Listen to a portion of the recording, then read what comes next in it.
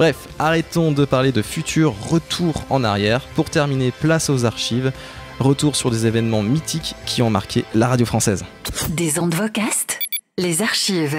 Pour cette première série d'archives, notre cher Marc Mollier vous propose d'écouter un extrait de Coluche, c'est ça, à l'époque où il était sur Europe 1, aux côtés de la célèbre meneuse de jeu Maryse. Oui, un extrait du 26 septembre 85, au lendemain du faux mariage de Coluche avec l'humoriste Thierry Leluron. On écoute. Alors comment ça va après cette nuit de noces ? Ça va très mieux, hein. C'est-à-dire que j'ai été très fatigué hier. Hein. Et la nuit de noces, je te dis pas qu'est-ce qu'il m'a mis, hein, le luron. Dis donc, le boulot. Ils sont montés 3 fois changer les draps, ça a été une horreur. Bon, si tu veux, la presse unanime a dit, comme des mauvaises langues, que encore un coup de pub, encore un coup de pub, encore un coup de pub. Mais enfin, ils étaient bien contents d'avoir la photo. Ah, François, elle est belle, la photo. Hein. Oui, celle de François est particulièrement belle. Il y a tous les journalistes, il y avait, je sais pas combien il y avait 300 journalistes. Il y avait. Oui, au moins. Enfin, ça a été l'enfer. Pendant tout le long du chemin, les gens nous ont attendus aux fenêtres, au carrefour, le long de la rue, tout ça. C'est gentil. C'était hein. vraiment super. Et on est bien content de vous avoir offert cette plaisanterie. Oui, alors durant l'été 2016, Europe 1 proposait Coluche, 30 ans après, présenté par Laurent Cabrol. Cette archive en est un extrait, justement. Oui, alors justement, Coluche, on va faire un petit rétro sur la carrière de Coluche en radio. Il a animé sur Europe 1. On n'est pas là pour se faire engueuler du 24 avril 78 au 24 juin 79 de 15h30 à 17h. On le retrouvera de nouveau sur Europe à partir du 8 juillet 85 de 11h à midi et demi. Puis à la rentrée jusqu'au 19 mars 86, beaucoup de dates, de 16h30 à 18h pour l'émission, il y en aura pour tout le monde. En gros, il y a eu 2 périodes Coluche sur Europe 1. C'est ça. C'est le 14 octobre 85 que Coluche lance d'ailleurs l'idée des Restos du Cœur sur l'antenne d'Europe. Ah oui. Ça, on s'en rappelle tous. On a tous vu les podcasts ou plutôt les YouTube, comme on peut dire. Tout ce on a réécouté plein de fois cette interview. Alors, en ce qui concerne les autres radios, Coluche est resté 15 jours sur RMC en 80. Bon, pas beaucoup. Puis il a débarqué sur la radio libre RFM, on s'en souvient bien, en octobre 81.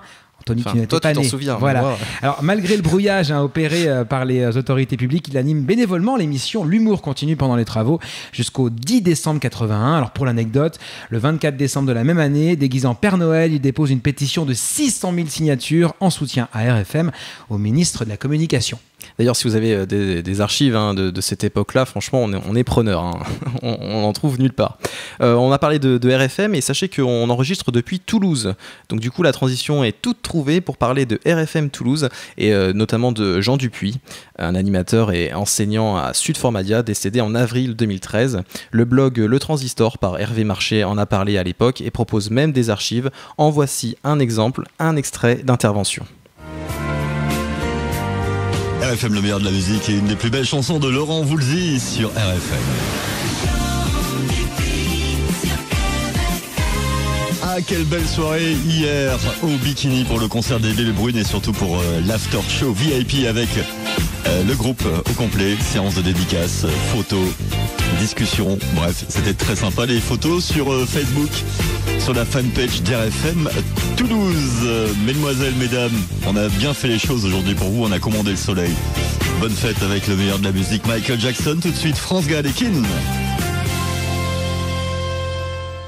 Donc voilà, intervention de Jean Dupuis, voix éteinte de la FM toulousaine, extrait de RFM datant de mars 2013. Une grande pensée pour Jean Dupuis qui avait également présenté de 95 à 97 l'émission Les Années Vinyles dans le cadre du décrochage de la mi-journée sur Europe 2 Toulouse.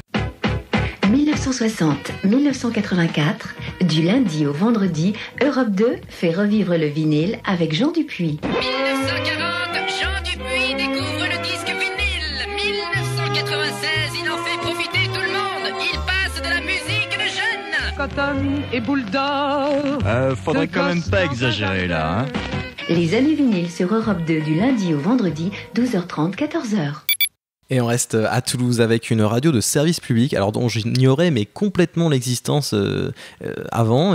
Enfin, je parlais de FIT, France Inter Toulouse, devenu FIP Toulouse en 1986. Vous retrouverez un peu plus d'informations sur le site où nous nous sommes renseignés, centendsderadio.free.fr. Oui, FIP, ça veut dire France Inter Paris déjà, il faut le dire. Alors pour résumer, France Inter Toulouse FIT a commencé à émettre le 20 décembre 73. La programmation musicale modulée depuis Paris était composée de jazz, musique classique, variété française, rock et autres diverses musiques du monde. Un studio était aménagé à Toulouse pour les interventions parlées, infos de service, météo, circulation, info culturelle. On écoute un exemple d'intervention d'une FIPette datant de décembre 79, extrait récupéré sur le site choup.fr d'Olivier Audou.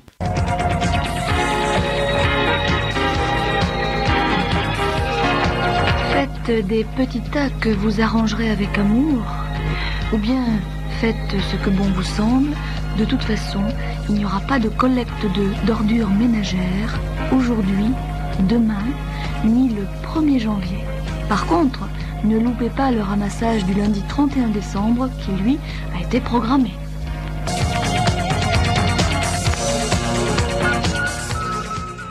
En 1987, FIP Toulouse fusionne avec Radio France Toulouse et perd son nom de cette fusion. Le 17 janvier 1997, Radio France Toulouse cesse ses émissions et avec elle la retransmission du programme musical de FIP.